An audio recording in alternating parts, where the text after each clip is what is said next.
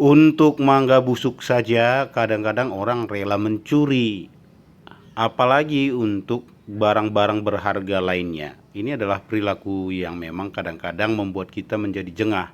Tapi faktanya kebiasaan mencuri itu sebenarnya ada di sekitar kita juga, di lingkungan kita, dan oleh karena itu kita mesti waspada dengan perilaku demikian tumbuh di tengah keluarga kita.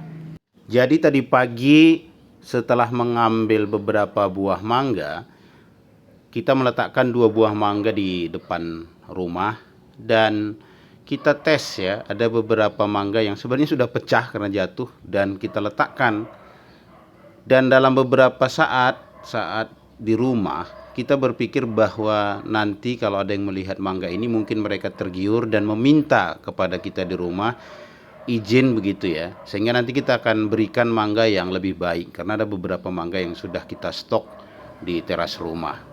Ternyata 2 buah mangga busuk itu dibawa pergi begitu saja dengan buru-buru, tanpa kata dan tanpa permisi. Jadi ya, eksperimen sosial untuk melihat etika dan adab seseorang malah berujung menjadi pencurian. Tapi ya sudahlah, toh kita juga sudah mengikhlaskan 2 mangga itu. Ini hanya sebuah cerita betapa kompleksnya kebiasaan atau perilaku mencuri yang itu kadang-kadang datang dari hal-hal sederhana karena ketidakmampuan kita menahan godaan terhadap sesuatu. Dan tentu saja mencuri itu bukan sesuatu yang elok. Kalau Anda melihat sesuatu yang menggiurkan di pohon mangga tetangga, sebaiknya Anda bertanya dan meminta, bukan mencurinya. Soal diberi atau tidak itu urusan nanti, tapi itu adalah adab yang memang harus menjadi bagian dari perilaku sosial kita.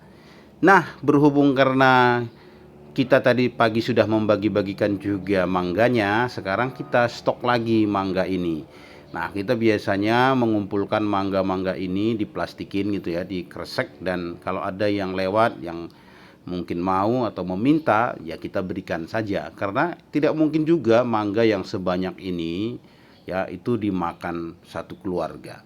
Dan mangga ini juga sebenarnya punya problem karena di sini selain dimakan oleh kelelawar kalau mereka sudah mulai mau matang, mangga ini juga berhadapan dengan lalat buah. Jadi kita tidak bisa memastikan apakah mangganya bagus atau tidak. Makanya Papa Rega sebenarnya banyak memberi plastik kepada mangga-mangga ini supaya menghindarkan lalat buah.